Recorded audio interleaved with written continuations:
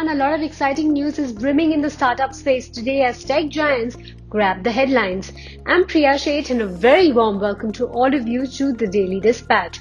Now, the companies that are in news today include Amazon, Razorpay, as well as MapMyIndia. Well, headline number one, online e-commerce giant Amazon is on a hiring spree and it plans to hire as many as 55,000 people around the world, with about 40,000 of those roles in the US. This hiring will bring in the much needed firepower to keep up with the demand in retail, cloud, as well as advertising, among other businesses. Well, headline number two, reports suggest that fintech unicorn Razorpay is in talks with large global funds to raise as much as $200 to $250 million at a valuation of around $4 billion. Now, Tiger Global Management, D1 Capital Partners, Go2 Management are some of the investors the company is reportedly in talks with. Now, earlier this year, Razorpay had raised about $160 million from GIC, Sequoia Capital and others, bringing its valuation to about $3 billion. Well, headline number three, digital mapping firm MapMyIndia has filed its DRHP with SEBI as it plans to raise 1,200 crore rupees via the IPO route. The IPO of MapMyIndia will be an offer for sale of about 7.55 million shares from existing shareholders and promoters. Now, early investors in MapMyIndia include Qualcomm Ventures, PhonePe, and Japanese mapmaker Zenrin.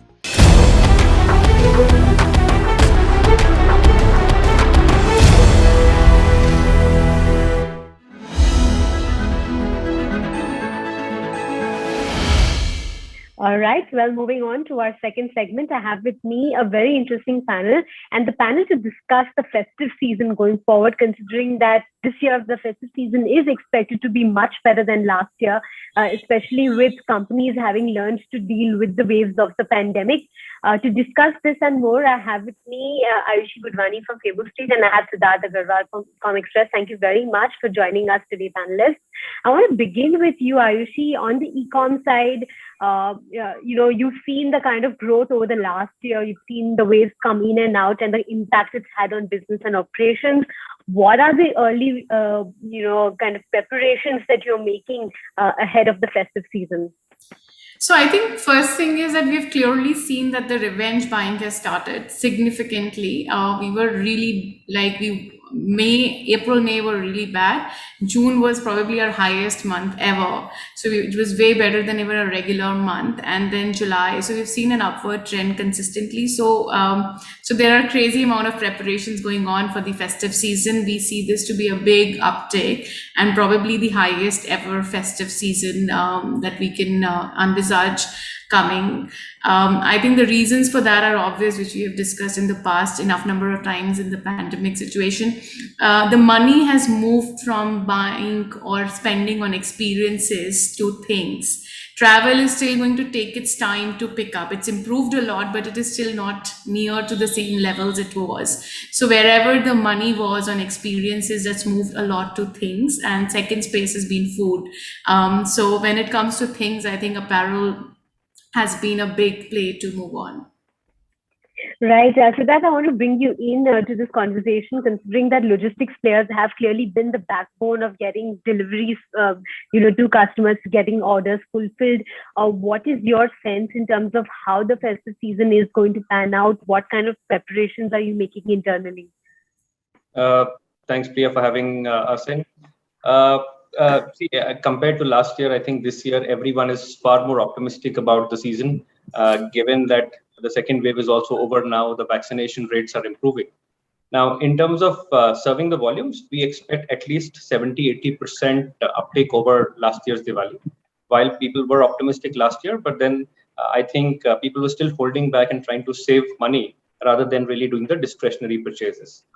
This year, the demand that we've seen across our customers has led us to really ramp up our investments in infrastructure.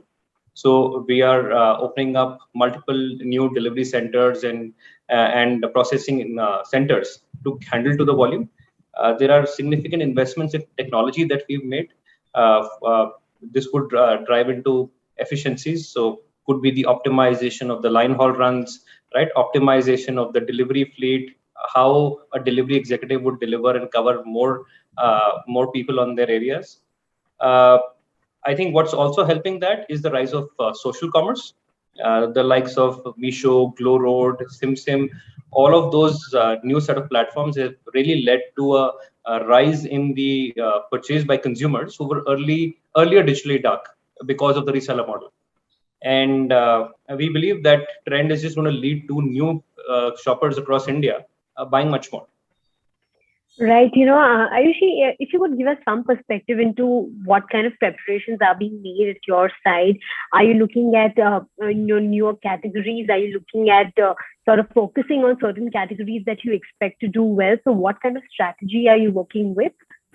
So there are 2-3 things that we are doing. I think number one is we are actually launching 2 new brands. One we have already launched, which is accessories and jewelry. It's called Mikoto. So, and it was preempted from a festive launch point of view. It covers a lot of festive products. It's a jewelry brand. So that's one. We are also launching a fusion wear brand. I can't name it right now, but it is all completely festive preemption around us from our point of view. Third, Fable Street as primarily being a workwear brand. We do massive festive collection drops because the work from home is likely to open up significantly October first week onwards, assuming that the third wave doesn't come, right? So even people want to go back and dress up. And the moment it is festive season, the traditional shirts and trousers don't work. It is actually going to be a lot more on a little bit more energetic set of clothing, much brighter, etc. in the realms of workwear. So we're doing all these 3 things. And then finally, I think a lot from the supply and the inventory build up side, because we expect this season to be huge. So we are, I think as Siddharth mentioned, 80%, we are actually planning for at least 100% and at least a 2x growth during that period of time. So we are also building the inventory and the supply chain to support that. Finally, also festive season leads into a complete season change from an apparel player point of view, which also then moves into a winter wear. So that itself, so there's massive overhaul and planning in terms of the entire line of product categories that has happened to manage October onwards. Right, Siddharth, when it comes to sort of getting prepared for these kind of robust deliveries across platforms and you're also dealing with so many platforms out there, how are you getting your workforce aligned? How are you getting your tech systems able to ensure that you are able to cater to this kind of demand? And assuming that perhaps there may be a third wave, or what kind of modifications in your overall strategy are you working with? So see, it happens at multiple legs. First, I would talk about the manpower. Manpower, you have to kind of plan way ahead. So we've kind of significantly started hiring more people across the fulfillment operations, the processing hubs, and the last mile, right? Second is, are you taking care of your manpower? So we, even during the last COVID wave, we procured about 100 plus oxygen concentrators, which we delivered to the doorstep of the field executives who needed them. We launched an Ecom Cares program so that if someone were to lose their lives during this unfortunate event, then we would continue paying their salaries for about 2 years and pick up the tab for the children's education till they go to class 12. So those sort of initiatives improve the solidarity of the workforce with the organization. And that's what's needed for loyalty, right? And for people to give their best. Number 2 is the infrastructure. Now, infrastructure, every year we've been in the industry long enough for about 8 years now, where every year the demand ramps up. Last year, while the lockdown happened, right, we continued paying our people, knowing that the demand would come back. And July, I think, was way better than anyone's expectations because there was pent-up demand. So similarly, it's not something that you can do in a 1 or 2 months. It's years of planning where we plan ahead for the next 2-3 years. We invest in large-scale sortation systems, which could manage, let's say, 20,000-30,000 parcels an hour at each facility. There are GPS-enabled vehicles. There are a lot of data science initiatives for route optimization, screening the consignees, predicting what time should we make an attempt so that the conversions improve. All those sort of things come together for the season to be successful. And it's a lot of planning back and forth on discussions, on volumes, on origins, destinations with each customer to be able to deliver that service quality effectively. Right. Ayush, on the discounting strategy, I want to understand what kind of pricing model are you going to be following? Because considering in the festive season, we usually see a huge bonanza of discounts, not only on a Flipkart and an Amazon, but also across the e-com marketplace, where we're seeing so many discounts shape up. So, do you think that the quantum of discounting is going to be similar to what you have done over the last couple of years, or is there going to be a tweak in the kind of strategy that you follow? So I think there are two levels of discounting. First thing, what we have seen consistently during the festive season discounting is that majority of the discounting, and also on the marketplaces and platforms like in Amazon or a Flipkart, it all goes towards electronics a lot more than when it comes to apparel. And that's the frame of mind, and people spend a lot at that point in time, and there's a lot of pent up demand.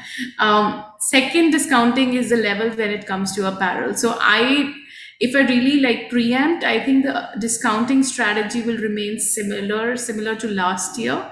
And if not, like as a brand, we would like to pull back on discounting because of the approach we take to brand building. And also, secondly, the consumers are willing to buy and spend on the right set of clothing. So it's not purely because of discount. There is demand, and festive season is going to be huge. So discounting is not the right way from a brand point of view to capture and get the market share. It's a temporary answer.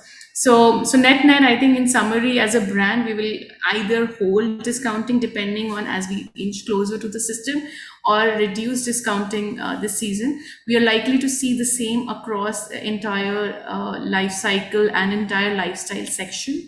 And I think electronics will be still heavy on discounting.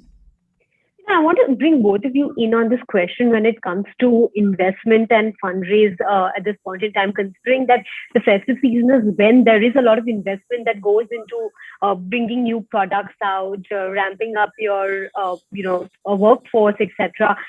Are you both looking at some sort of external funding? What kind of investment strategy are you going to follow out there? Let me begin with you, Siddharth. So we've been blessed to have a wonderful set of investors in Warburg Pincus. Partners Group joined us last year in CDC UK, and we are very well capitalized.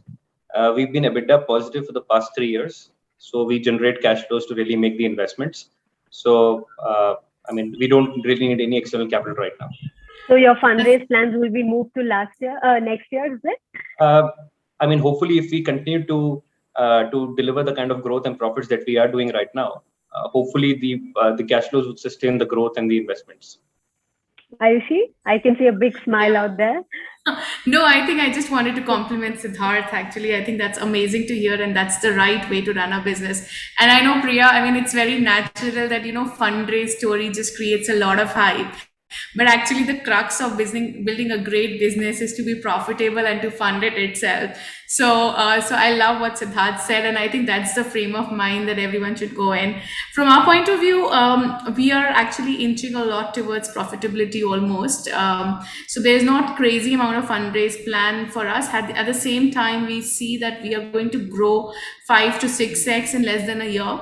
So for us to be able to fund that, we will look into fundraising in next 6 months or so, in terms of going to the market, and hopefully should be able to close the round in about a year from now. Wow, that's interesting, Ayushi, when you talk about profitability and building a very sustainable kind of business. And that's what I think a lot of entrepreneurs out there are working towards, to build a sustainable business. So, tell us a little bit about your goal, your roadmap to profitability, considering that you are launching a lot of products. There is a lot of investment getting pumped in. Do you think that you'll be able to sustain this kind of growth? Because you did mention that June was one of the best months that you've seen over the last maybe a year or so. So tell us a little bit about what the journey is looking like. So I think I'll take it at 2 levels, Priya. I think number one, from a growth and a roadmap perspective, we were just holding ourselves back given the COVID waves, etc. Now that things have eased out, and we've also seen 2 waves of COVID and recovered like massively better. So we are very bullish in terms of growth. We want to be 4 to 5x year on year, at least for the next 2 to 3 years, until we achieve really a huge scale where the growth itself can plateau. But at this point in time, it is going to be never-ending growth. The second bit of roadmap, I've already told you that Fable Street is transitioning into a platform to deliver multiple brands. So Fable Street is one of the brands which delivers great high-quality workwear and everyday wear to the consumers. We are doing a fusion wear brand. We've already launched a jewelry brand named Mikoto. So that's a big roadmap. Coming to your point and the question around on profitability, one of my strong learnings as an entrepreneur and also in my older McKinsey days before I became an entrepreneur is that you have to have a lens on profitability from day one. You don't attain profitability after doing 5 years or 10 years of business and then assume that now we will figure out a way to be profitable. And that's my very strong personal point of view and bias. So today, the way we have been, from day one, the way we've been running business is that we've said that the entire operational value chain, which is the cost of goods as well as the marketing and the direct value chain, should be able to fund itself completely. And the only additional investment that goes is primarily into either working capital or hiring talent or building tech. Those are the three areas where we try to put the burn for us. Beyond that, we've been technically contribution margin to profitable from day one of running the business, and we intend to do so. That's the mindset. So therefore, we can be profitable any day as long as we are comfortable about not investing for future. And today we are going to be investing for future. So we will not be profitable for a period of time, but that's the lens to profitability for us. Right, interesting perspective out there. So that I want to talk to you a little bit about the logistics space. You know, you have so many players suddenly entering this space, players who are getting lots of fundraise as we speak, and you know who I'm talking about. I want to understand from your perspective, how do you think you'd be able to sort of survive in this really competitive landscape, because logistics as a space has suddenly become very, very hot. See, it's not like they've not been competitors in the past. You have to be confident about the services you deliver. You have to constantly strive to deliver the best. So from a logistics perspective, I think Ayushi would agree that someone would look for coverage. We have the highest coverage in India of 27,000 pin codes. No one else comes even remotely close. Second is about the service levels, the speed at which you deliver, right? We constantly deploy data sciences and other initiatives, which we believe would continue to differentiate us from the rest. And the third is, let's say, the pricing, which obviously year on year, we do these initiatives so that we can improve the operational efficiencies in the network and pass on some of the benefit to some customers, which we try and do over the years. So if we remain competitive, if we deliver the absolute best, I think there is no reason for someone to be afraid. Well, so that Ayushi has already given us some sort of roadmap as far as revenue and growth. So what kind of revenue expectations are you working with over the next couple of months? You could give us some targets for FY22. I can't really give you a number, but I mean, we obviously, if we are a derivative of the e-commerce sector, which is growing at a 35-40% year on year, we hope to grow at the same or more if we also continue to gain some share. All right. On that note, thank you, panelists, for joining us for this very interesting panel. I think the audience has a lot of takeaways, and we do wish you all the very best for a bumper festive season. Thank you so much for your time. Well, time now to wrap up this edition of the Daily Dispatch. I'll catch you tomorrow at 5 p.m. Goodbye and have a lovely day.